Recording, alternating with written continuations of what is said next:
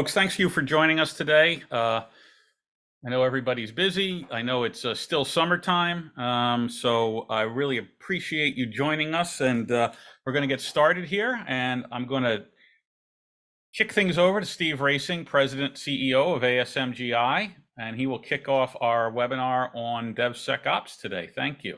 Steve, take it away. Thanks, Paul. Thanks to all the attendees for sharing your time with us today. And we have a great topic and a great panel today. So for our topic, we're going to talk about software security. What is DevSecOps? Why is it so important, and how do you do it, basically? So we'll cover those things on the webinar. I have with me today Steve Faykus, our CTO at ASMGi, and Brad Martin, our application developer. Thank you guys for being here. I'm Steve Roesing, the CEO of ASMGi. Thanks, guys. Thanks for being here. Really appreciate having your expertise on the call. Thanks. So what are we going to talk about today? So we'll give you a little background on who ASMGi is, and we'll give you a little background on software security, and then we'll dive into DevSecOps specifically and talk about what it is and why is it so important and how do you do it, right? So from an ASMGi background standpoint, we're headquartered in Cleveland, Ohio. It's a great location. I don't know if anybody's ever been here, and we have SOCs and staff around the country, basically Cleveland, Raleigh, Philadelphia, Trenton, Provo, Toronto, Minneapolis, and Denver. Toronto's not really in the country, by the way, just in case you know. We're over 700 customers in general. We've been doing this for a long time. We were founded in 2002, so over 20 years. For 21 years, we've been doing this. 400 managed services customers. The customers are in pretty much all verticals, but the verticals we're most focused on are higher education and financial services, healthcare, manufacturing, legal, and retail. We call ourselves a full stack technology company, and the reason we say that is because we do IT and IT services, we do cybersecurity and security operational services, both the GRC side, the consulting part of it, and software development. So I'll say we're real strong in all of those areas.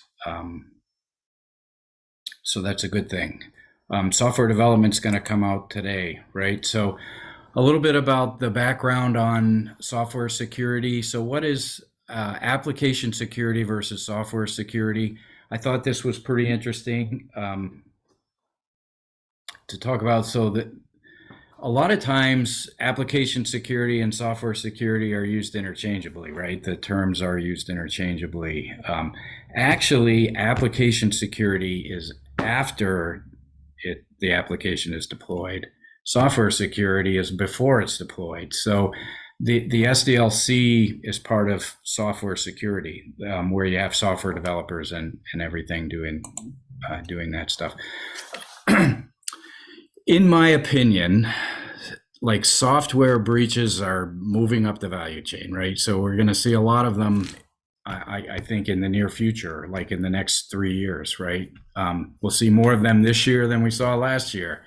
And the reason I think is, if you're a bad guy, you're thinking to yourself, okay, I'm not going to attack the devices or the network where there are all these controls in place. I'm going to attack the software where there are fewer controls in place, both on devices or the software application itself. So a lot of vulnerabilities, very few controls in place. And a lot of companies are still running legacy applications, right? Or legacy software. So they could be more than 10 years old. When security wasn't as much of a concern, right? So software supply chain attacks. So we've seen some supply chain attacks recently, and what is it? What are they, right? So first of all, the bad guys look at supply chain attacks. If they can attack one vendor and get to a bunch of other companies, that's a good thing, right? So a software supply chain attack is a type of cyber attack where the hacker breaches the systems of an upstream software or service provider.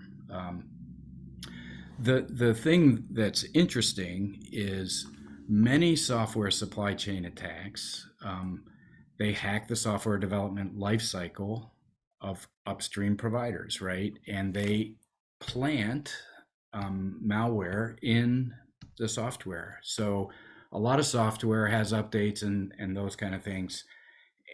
In any event, it seems like a pretty bad thing. The other area that I'll talk about a little bit is firmware, right? So firmware is specialized software, right? It's software that lives on devices. It doesn't have an operating system in a lot of cases, right? And it can't be erased, so it lives in a different portion of memory, and it's low level a lot of times. A lot of times it's written in a different language, but the software, the SDLC, is the same, right? So how common are supply chain attacks? Well, turns out they're very common, right? They happen all the time. So people are attacking software a lot. And this paragraph, I think, is extremely interesting. Like in 2022, supply chain attacks surpassed the number of malware attacks, right? 1,743 supply chain attacks impacting over 10 million people compared to 70 malware-based attacks impacting 4 million people. So it's pretty serious. Some of the common supply chain attacks that we've seen, like the SolarWinds attack, I think everybody's heard of that, right? It's probably overused from the perspective of on webinars and such. But in any event, it was significant because it breached so many companies. So the attackers breached the software development lifecycle of SolarWinds and planted malware in a software update. And all the other vendors, got the update just like normally they would and installed it. So seemingly they were doing the right thing, but it turns out there was malware implanted in it. So it happens a lot, and I think it's important that we protect our organizations against breaches. So the way to prevent a supply chain attack is third-party risk. There's no question, right? So you have to evaluate that your vendors have the right security controls in place. So the other thing, and I already mentioned this once, but I want to talk about is firmware, right? It's software. So it goes through the same processing, the same SDLC process. The software development lifecycle process is the same as a more traditional application or a cloud-based application or a SaaS-based application. But it lives on a device, and it makes a device function correctly. So this paragraph I thought was interesting. Without firmware, digital devices wouldn't work right? So what I always say is, like, you have to know where to send the data to, right? So a lot of devices are about collecting data. You have to send it somewhere to analyze it and present it and do all those things, right? So it wouldn't function correctly if it weren't for software, right? So there's software that lives on the devices that can also be attacked, right? So, and one of the reasons why device level security is so important is because there are so many devices, right? Over 51 billion devices around the world today, in all industries. It's just phenomenal and no end in sight, right? So in fact, this graphic shows 75 billion devices by 2025. That's not very far away. 75 billion devices around the world by 2025. So it's a real problem. And we're going to talk about, why it's so important, but how do you do it, and what is it in general? Protecting the software lifecycle. So I'd be remiss if I didn't mention OWASP. Most software development teams know who OWASP is and leverage the OWASP top 10 list. The companies that are doing security leverage the OWASP top 10 list to remediate them, those vulnerabilities. So I thought this was interesting. Between 2017 and 2021, there's been a little bit of a change, right? So the things that were most important in 2017, injections like SQL injection, we've all heard of that. It's pervasive, right? It happens all the time, and software developers are guilty of it now. We've done some exercises in companies that that had automated tools to write the software, and it still had SQL injection. But in any event, some of the things between 2017 and 2021 have changed, and I thought this was a good way to show that. So we're going to talk a little bit about DevSecOps now. Brad, why don't you take over and talk a little bit about DevSecOps? Yeah, sounds good. Thank you. I appreciate that. That was some really good background information about application security and some really good information about firmware. But yeah, so what is DevSecOps in the first place? DevSecOps is short for development, security, and operations. The main motto of it is really just putting the responsibility for security in everybody's hands. To do this, security decisions and remediation steps are implemented along with the development and operation decisions. So it's kind of added, sprinkled in at every step of the DevOps lifecycle that you're probably already familiar with. And what that really does is it allows security to be a focal point throughout the process, and not just at the end when it gets shipped to the security team to go ahead and test. Faykus, do you have anything you want to add in Yeah, on no, that? that's great. Thanks, Brad. Yeah, I mean, in short, DevSecOps is meant to remove the barrier between what has traditionally been two siloed teams. So that would be your security team and your development team. So to your last comment, Brad, which was basically just that, you finish development, you send it over to security to check it. Now you're creating cooperation between the two teams throughout the development life cycle. So. Great, thank you. Yeah, we could go ahead and move on to the next slide. So some basic principles of DevSecOps. First being that all teams are sharing equal responsibility for security. It's not just one man's job to test this and let everyone know. We're all having a fair share in it. We also need to make sure that security policies are both reviewed and defined across the client or the services team if applicable. Of course, security should be built into the planning, analysis, design, and the deployment stages. Of course, in addition to that testing that you would normally do at the end, any kind of pen testing or dynamic testing. Security procedures for both development and operations are automated whenever possible. This should include fixes for known vulnerabilities. DevOps itself is meant to be as automated as possible. So security, when added in, should also be the same way. And then changes in application code are tied to deployment procedures and rules. So kind of any kind of vulnerability fix shouldn't just skip every kind of deployment rule that's already set in place. It shouldn't get pushed to prod. It'll have to be tested in QA to make sure nothing's broken. So here we have two different graphs here. It's the original DevOps lifecycle and then the DevSecOps lifecycle that we at ASMGi came up with. But why do we need it in the first place? Well, we need it because it's going to give us security at every level or every step of the lifecycle itself. The reason why is because DevSecOps, it starts and it ends with security. So we could see on the left, the original one, and then we'll show that one on the right a little bit bigger on the next slide. But like I mentioned before, we just sprinkle in a little bit of security at each step. And we kind of take that original DevOps idea of implementing development and the operations team together and adding in a more secure way. So the original fast IT that DevOps was meant to bring, well, now we're still keeping that fast IT idea, just doing it more securely. Faykus, anything you want to add? No, that was actually a good overview of that, Brad. Thanks. Great. Okay, we can move on to the next one. Steve. I have a comment, Brad. Yeah. Like a lot of times when I've heard the DevOps talked about, it's about fast IT, as you said.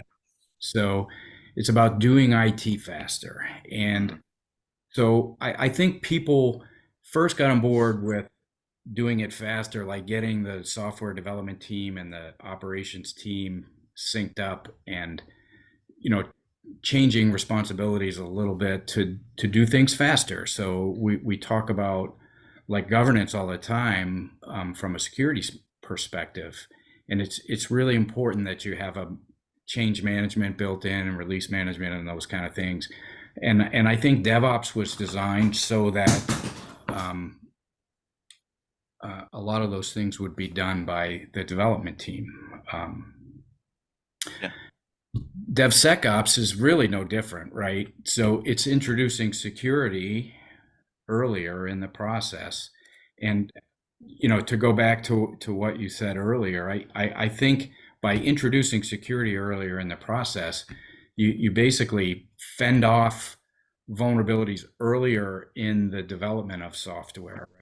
So, at the code level, right? So it might be worth just talking about some of the types of scans and where in the life cycle that they occur and why it's so important that they occur there. Absolutely. Yeah, we'll definitely take a look at that on this slide here.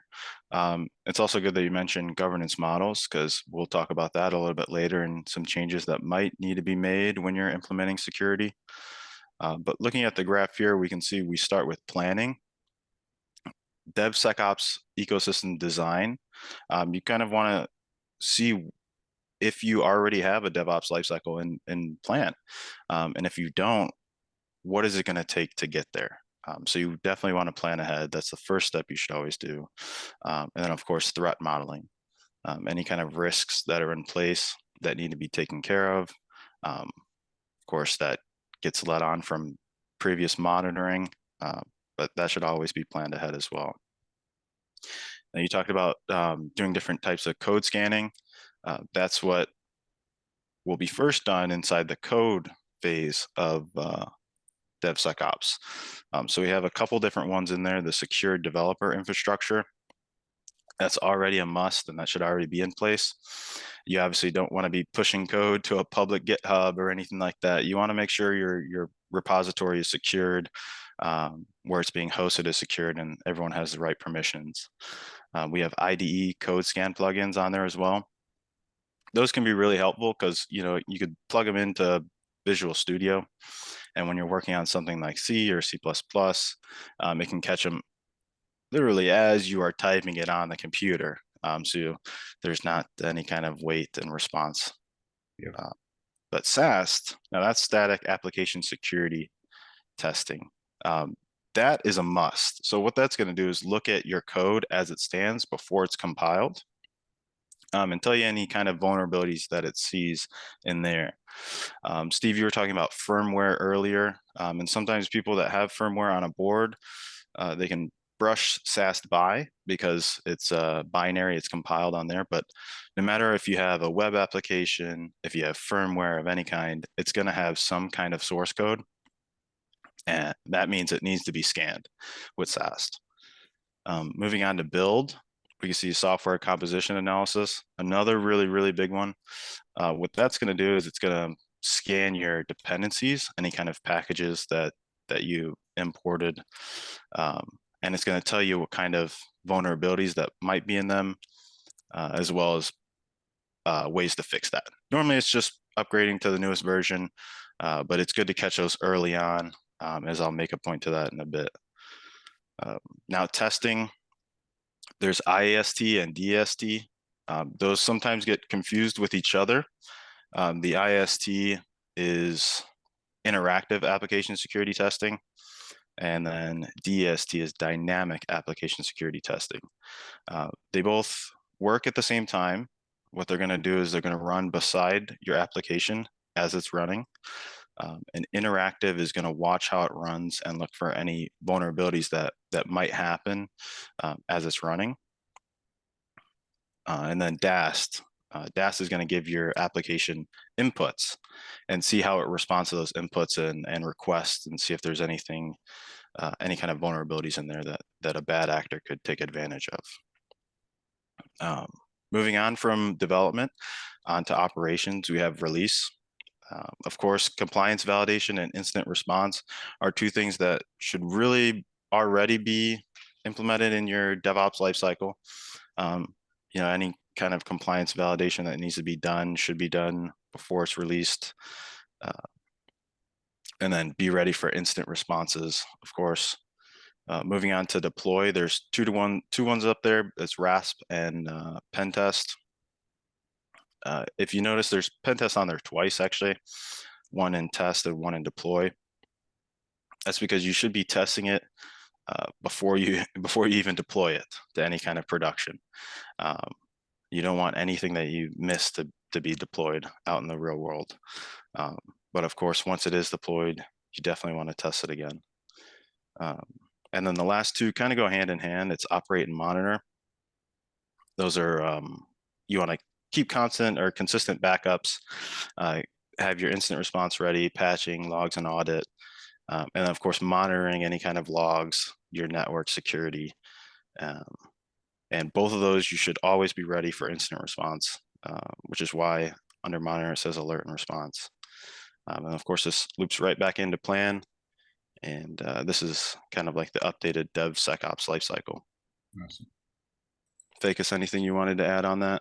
Yeah, just real quick to touch, Steve Roesing, you mentioned the whole DevOps, the reason the DevOps model came to light was just kind of this fast IT, the continuous development and deployment, and a lot of people think that DevSecOps means slowing it down.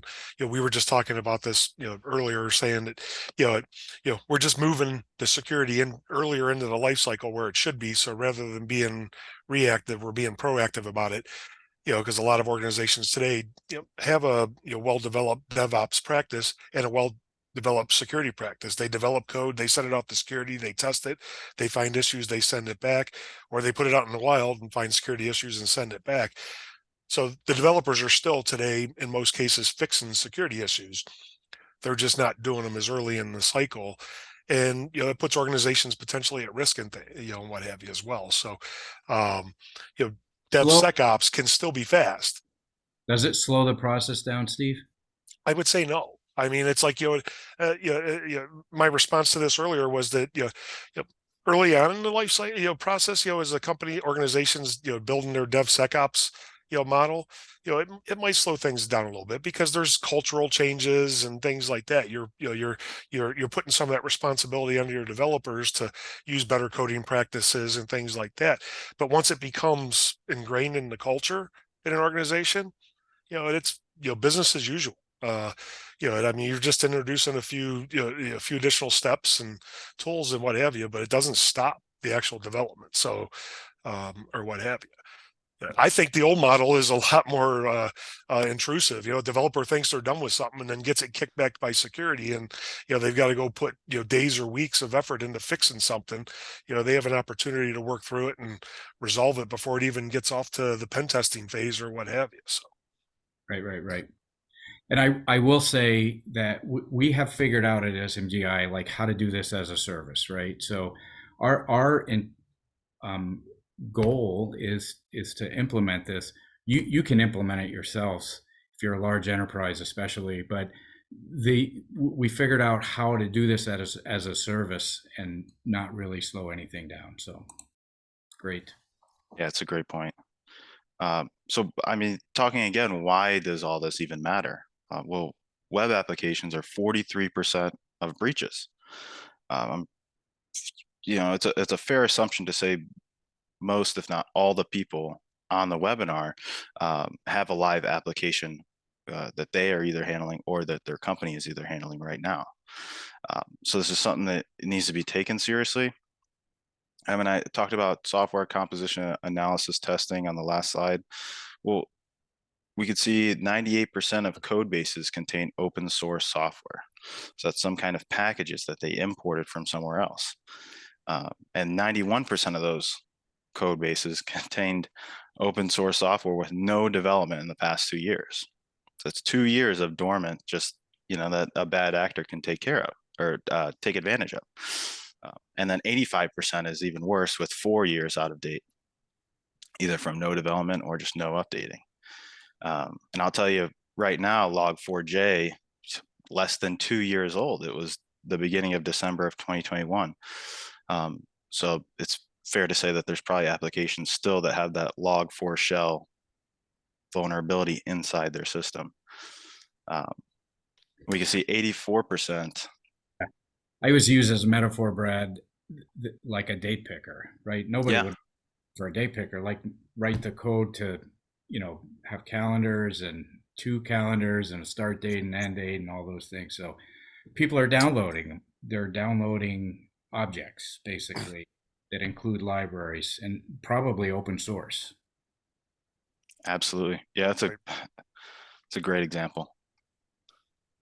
Yeah, and 84% of code bases that are out there, they contain at least one open source vulnerability.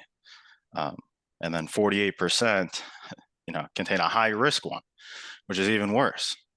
So we can see that there's a bit of lack of testing standards and requirements that we here at ASMGi truly believe that DevSecOps is a good step in the right direction to get that going.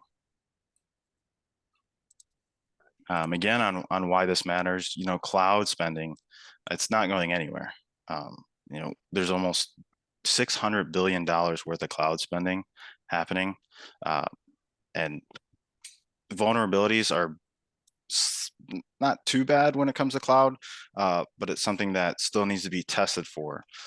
The case is, no matter where it's your source code, your infrastructure, it needs to be tested in one way or another. Faykus, do you have anything you want to add on that? Yeah, I mean, that just goes back to, and I mean, we don't, I don't know that we, we touch on a little bit, at some point, I think on, like the shared responsibility model. But a big thing to remember here is that, just because you're hosting at Amazon doesn't mean that they do all your, security checking for you, or at Azure, or, or what have you. You're still responsible for the software that you put out there and the security, and, depending on the type of infrastructure that you're using within the cloud, you have responsibility there as well. If you're using infrastructure as a service, you're responsible for the OS and up, all the way into your application. If you're using the, PaaS services, platform as a service, you're responsible for security settings, access to it, and then your application itself. So that, with your DevOps. So we're not touching on infrastructure security and things like that today, but those are things that, you need to keep in mind, because as you mentioned, Brad, when you said it's not going, when you said cloud spending is not going nowhere, what we should say is it's rocketing, it's going way up. People are investing less in internal infrastructure and more in the cloud, but that doesn't change the fact that they still need to securely develop their applications. So. And I think Amazon coined the phrase for shared responsibility, like Amazon coined the phrase, we're responsible for security of the cloud. You're responsible for security in the cloud. Yep. That would include applications. If you put applications in the cloud, you're responsible right. So cool. Yeah, those are great points. Again, why some benefits of DevSecOps. It's going to reduce development costs and refactoring. Like Faykus, you mentioned, it gets pushed off to security. They have an issue. Now a developer has to figure out how to fix this issue. And I've seen this happen before with out-of-date packages. A function that a developer used, it gets deprecated in a newer version. But then that older version, you have a vulnerability that comes out. So now you don't just have to update the package, you have to then figure out a way how to rewrite your code to use the updated functions. So catching it earlier on, it's going to reduce development costs, and of course, that development team efficiency, everyone working together And like we mentioned, everyone's integrated, not just development and operations. Now we have security in there as well. So you definitely increase team efficiency, increase application security as well. You catch stuff way earlier than before it can even touch dev, QA, or prod. And of course, when you catch it earlier, then you decrease your organizational risk as well. Cool. I think it's really valuable. These points are really valuable to an enterprise. I was talking to a large enterprise security department at one time, and he said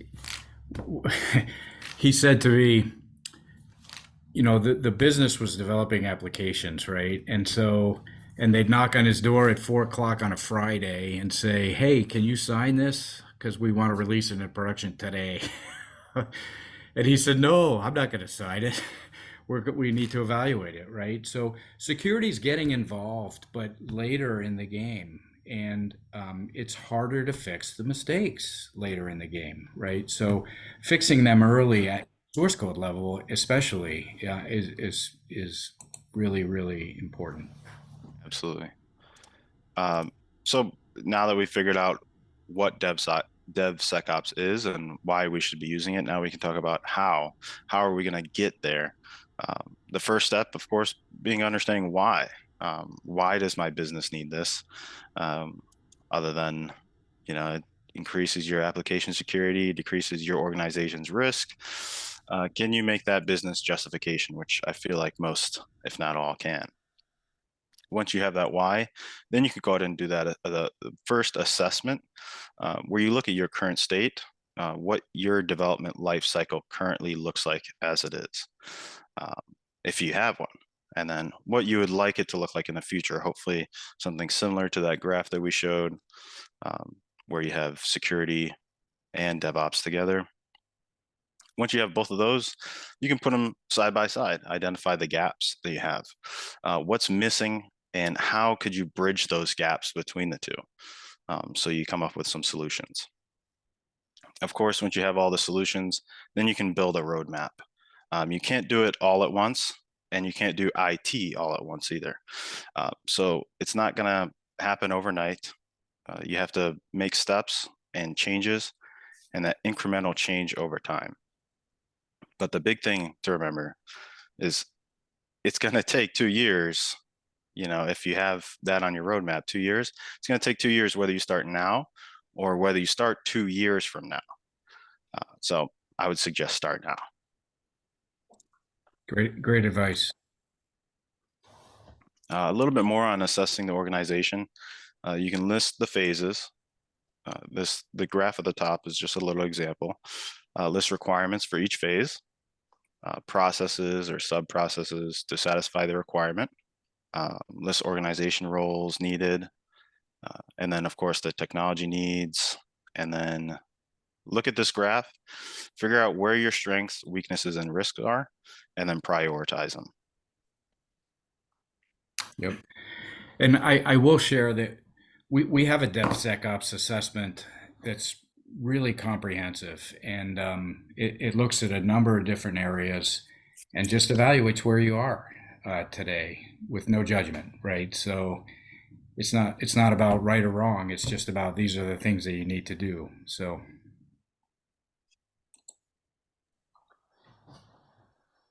here's another couple things you could do to get started. First being a primer session. The main point of the primer session is just educating your organization about DevSecOps. And Steve, you mentioned the governance model earlier. You can establish one. You know, you want to see where you're at right now, and what it would look like under a full DevSecOps lifecycle. Once you have that primer session, then you can move on to the maturity assessment. It's a little bit, DevSecOps maturity assessment is a little bit different than what you would normally see with your people, process, and technology. But you would want to look at your current state. Like I mentioned before, you want to list out where you want to be. So define a future state, and then of course, make a roadmap on how you would get there. And lastly, as a quick start, There might be some stuff that come up in that maturity assessment that you need to take care of immediately.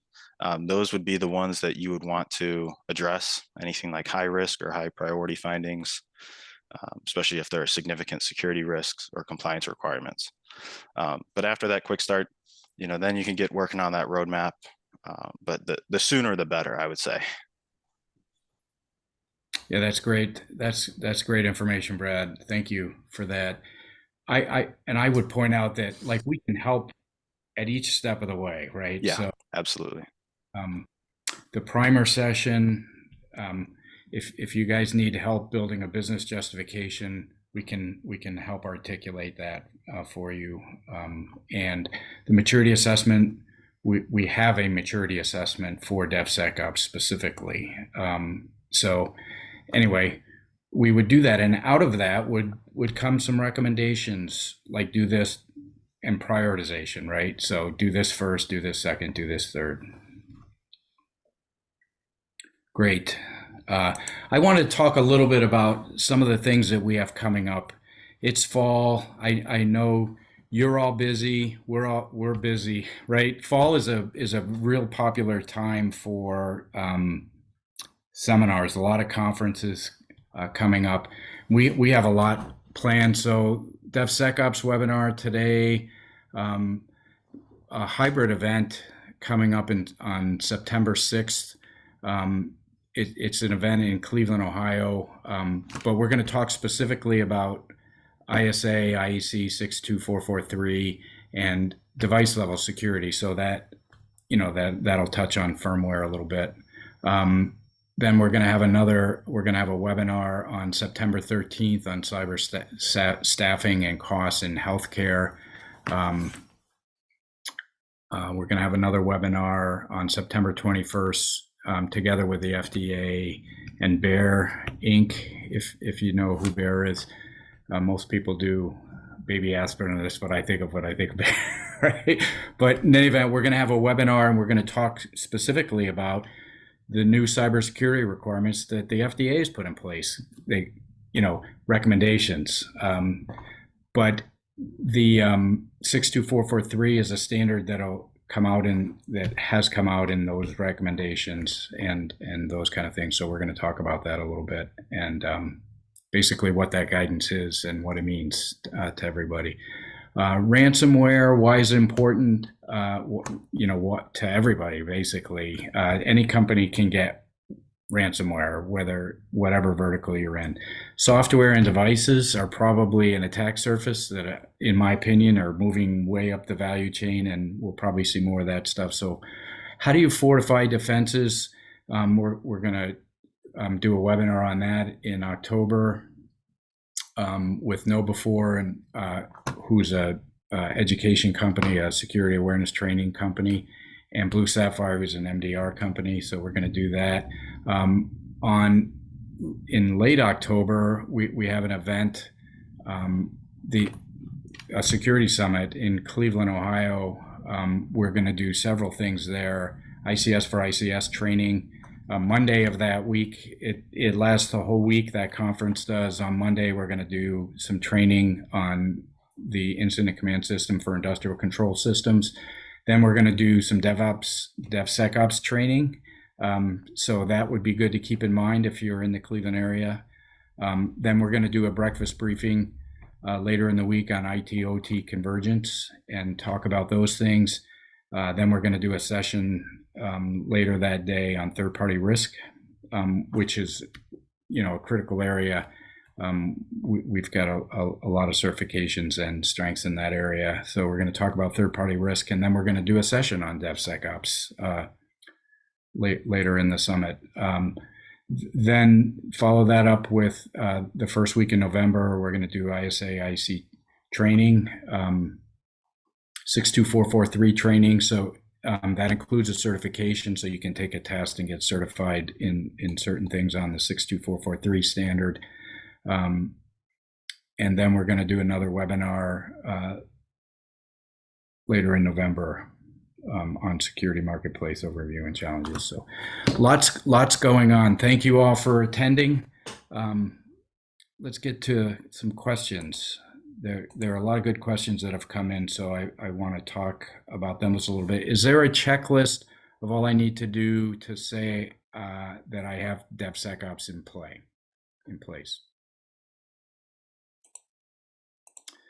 I'll take this one. I'll say, like,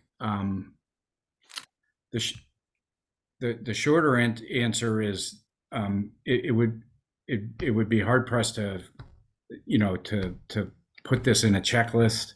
It really depends on a lot of the things that you have in place. You probably have parts of it in place, not all of it in place.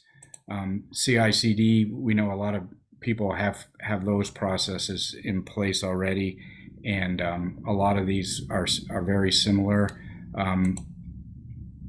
Anyway, that's my answer. That will it delay my?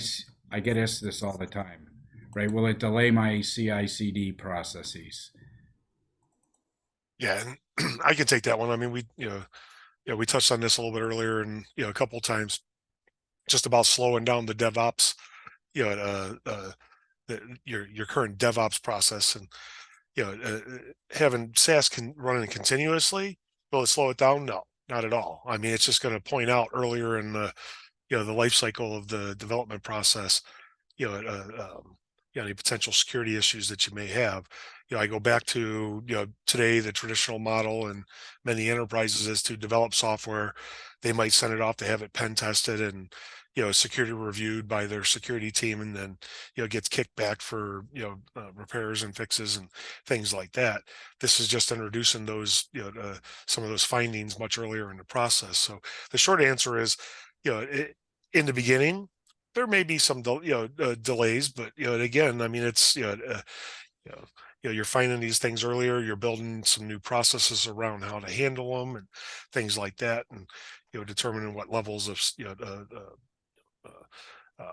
security issues need to be fixed and resolved before your application can get deployed and what have you. But the short answer, it won't slow down the CI/CD itself.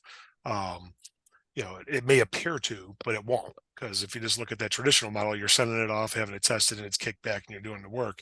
You're probably getting things done a lot faster, because in the traditional model, you have to wait to get into the security team's queue and scan and what have you. And you're doing this stuff almost, once the process is put in place and the tools are in place, you're doing this almost near real time during the development and compiling process and things like that. So, Yeah. So, Yeah, if I could add in on that a little bit. absolutely, please. Yeah.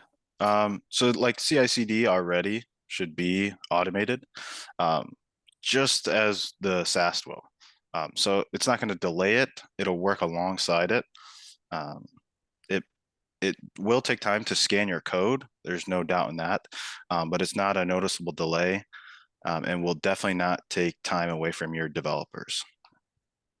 Cool. So I think the ultimate answer is, like, it's designed that this set of processes are designed to fix vulnerabilities quicker, not slower, right? Right. And I think that's a key part of the business justification, right? Is that it won't slow down the CI/CD process. Vulnerability management will impact my sprint planning and affect the speed of delivery. Comments on that? Yeah, I think it'll help it. I don't think it would work against it. When you're the speed of delivery, you have to think about any vulnerabilities that might come up, and then vulnerability management that would happen at the end, and you would have to restart that process. With DevSecOps, that vulnerability management would be integrated within the process of coding, so you're kind of taking care of it way faster than you would if you were waiting until the security team does their pen test and does their test on it, and then it gets sent back. So I think it would greatly improve the sprint.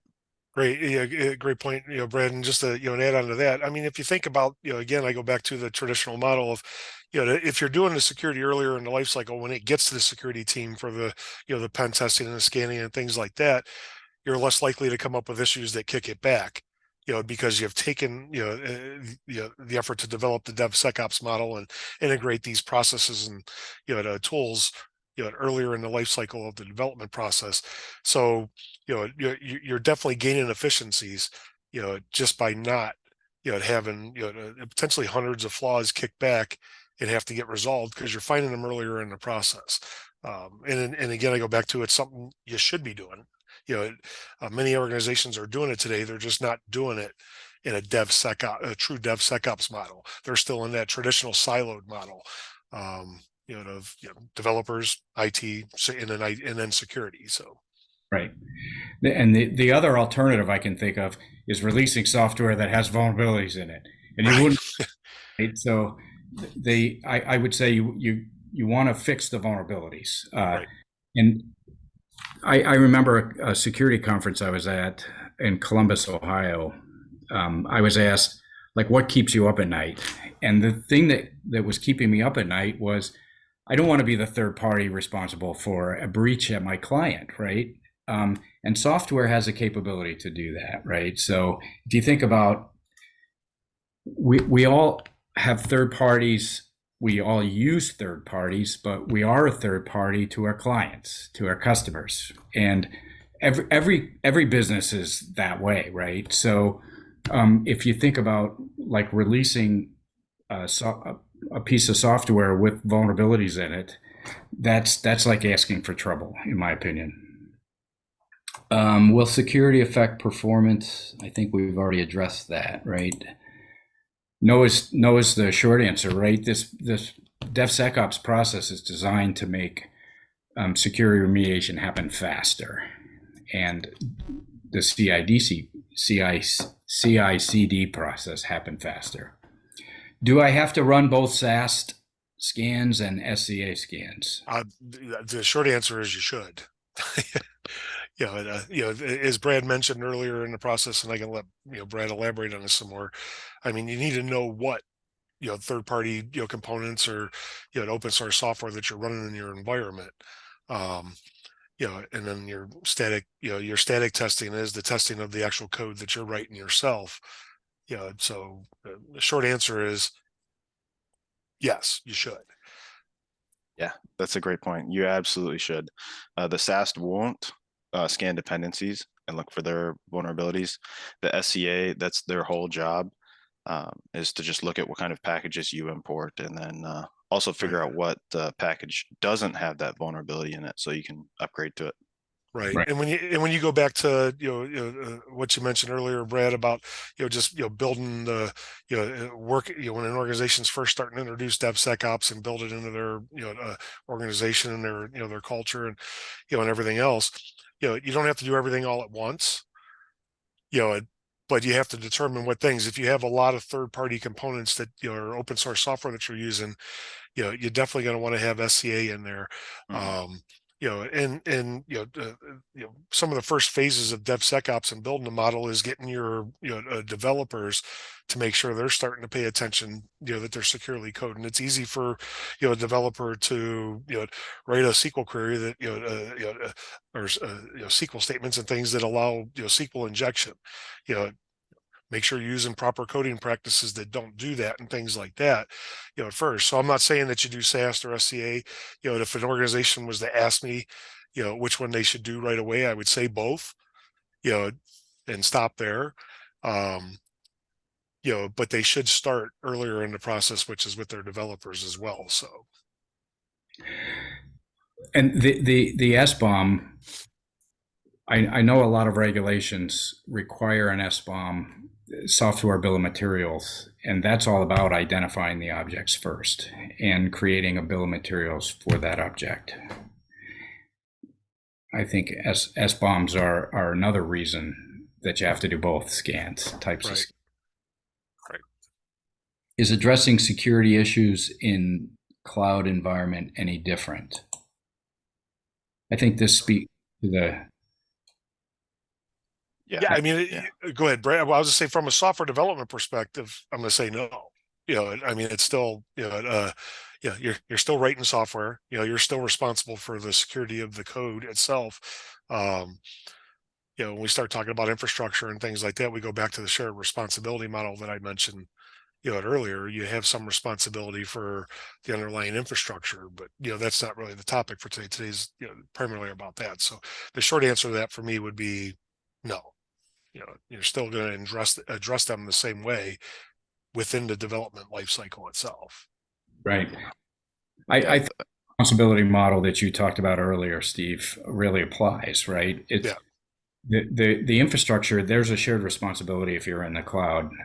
I get that, but you're, from a software application standpoint, you're responsible for all those. All of it, yes. Yep, there is no shared responsibility model when you're developing the software yourself. You're 100% responsible for the security of that software. Yeah, those are great points. I think either way, whether it's your own infrastructure or cloud, it should be scanned. And then of course your code should be scanned the same way. So I don't think there's really too much difference between the two. Yep. Okay, so why should I do a DAST scan? Is that not the responsibility of the infrastructure provider, particularly in a cloud environment?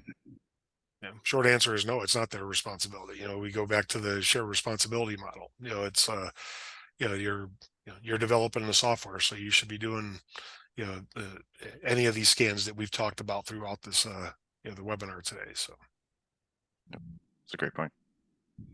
And I think like a DAS scan is a dynamic application scan, and it's or software testing, but it applies to an application after it's been compiled in the production environment, most likely, or the QA environment. that's correct. Yep. You're testing, but it's deployed already. It's after it's deployed. So it's deployed in that environment, and then you can do an external or an internal test still to identify vulnerabilities. But it's important, I think, to do that separately as a step, because it's in a production environment, right? So it's the application after it's been compiled and it's running in the production environment. So you still want to see if you have any vulnerabilities. Yeah, and the DAS scan will mainly attack your web application itself, not the cloud environment. Yeah, not the underlying infrastructure. Good point. Yeah. Yep. So it's definitely a necessity. Cool. I think that's it. Thank you all for attending. Thanks, guys. Thanks, everybody. Thank you. All right. I would say if there are any questions, feel free to send an email or, get in touch with us somehow, right? So send an email. I think we have one more slide that shows that email address.